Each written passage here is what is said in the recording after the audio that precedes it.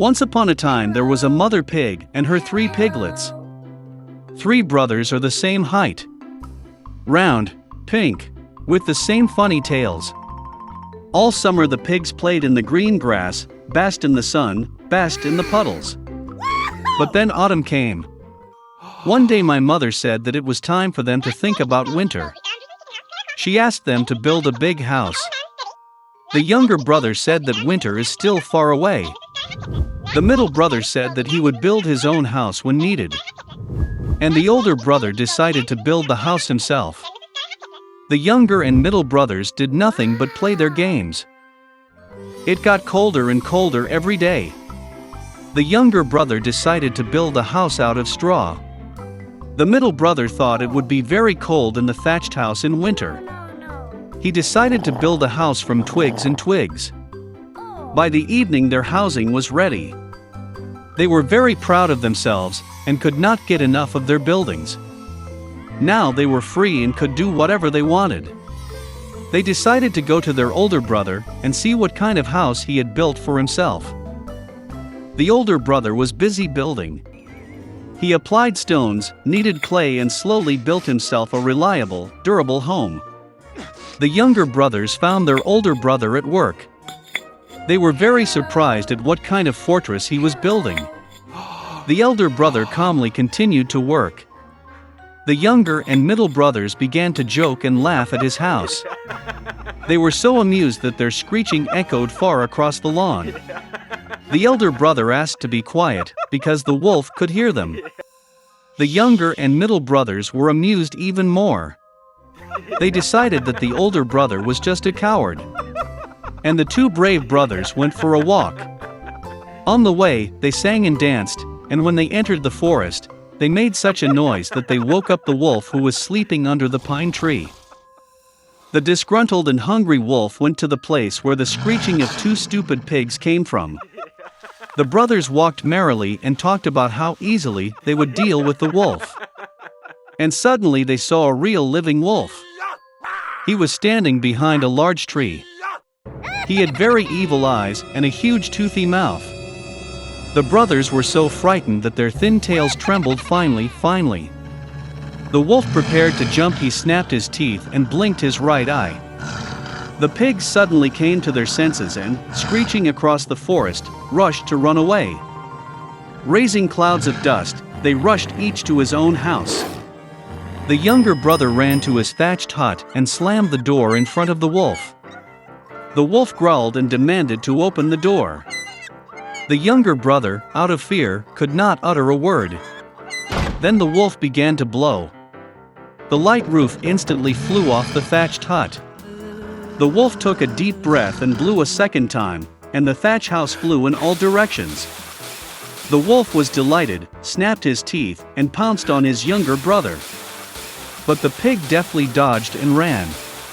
He ran to the house of the middle brother. The brothers managed to lock themselves up and looked at each other in dismay. The wolf got angry and began to blow. The house is slightly askew. The wolf blew a second, then a third, then a fourth time. But the house was still standing. The wolf took a deep breath and blew for the 5th time. The house shook and fell apart. Only one door stood for some time in the middle of the ruins. In horror, the piglets rushed to the house of their elder brother. The wolf ran after them. He was sure that this time the pigs would not run away from him.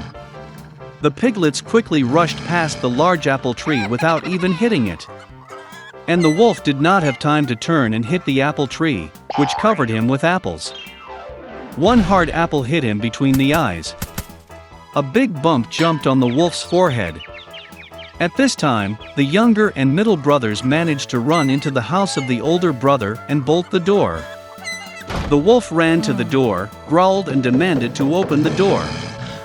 The younger brothers were very scared and could not say anything in return.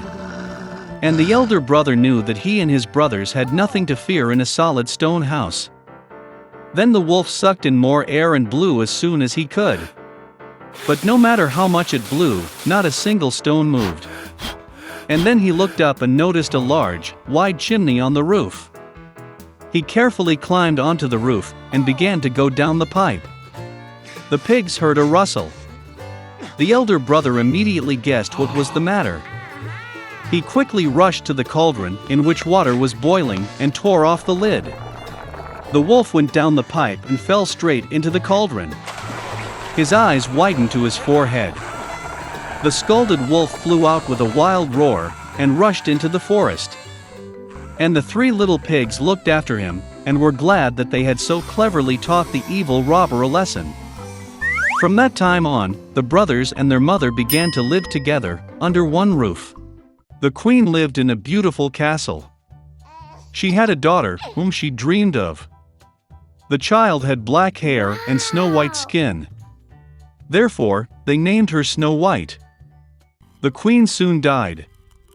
The king did not grieve for a long time. A year later he brought a new queen to the palace. She was beautiful but angry. The woman brought a magic mirror with her. Every day she admired her reflection in him and asked him the same question: who is the most beautiful in the world? The mirror has always told only the truth. Therefore, it honestly praised the beauty of the queen, and the woman beamed with happiness. Snow White grew, and every year her beauty blossomed brighter. And now, once again, speaking to the mirror, the queen heard in response that now she is not the most beautiful in the world, but Snow White. The queen was not going to endure this in her own palace. She ordered her faithful servant to lead the princess into an impenetrable thicket and kill. No. But the servant could not, even for the sake of the queen, kill the sweet girl. He brought the princess into a dark forest and let her go. And he himself returned to the castle and told the queen that he had followed her order. For a long time, the princess wandered through the forest. Along the way she was helped by all kinds of forest inhabitants. Wow! Snow White was very kind to them, and therefore they became strong friends. In the evening, the princess accidentally stumbled upon a small house. She went into it and saw that there was no one in the house. The table was set for 7 people, and there were 7 cots in the bedroom. And everything in this house was very small. Therefore, Snow White realized that 7 little people live here.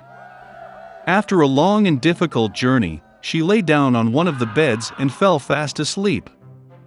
The 7 dwarfs returned home late at night.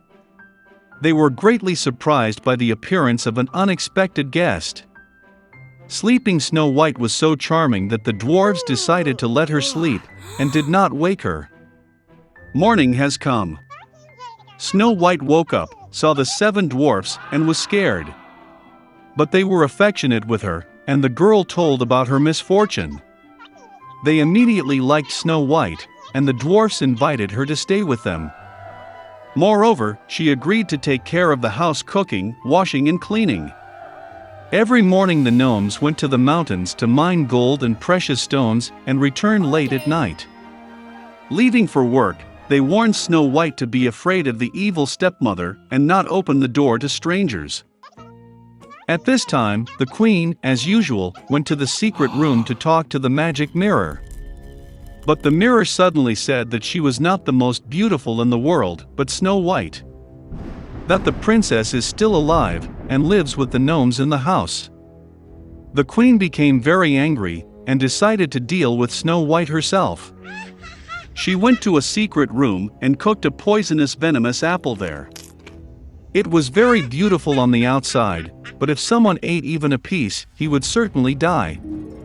When the apple was ready, the queen changed into an old merchant and came to the house of the dwarfs. Seeing the sweet old woman, Snow White felt sorry for her. She did not suspect anything and left the house.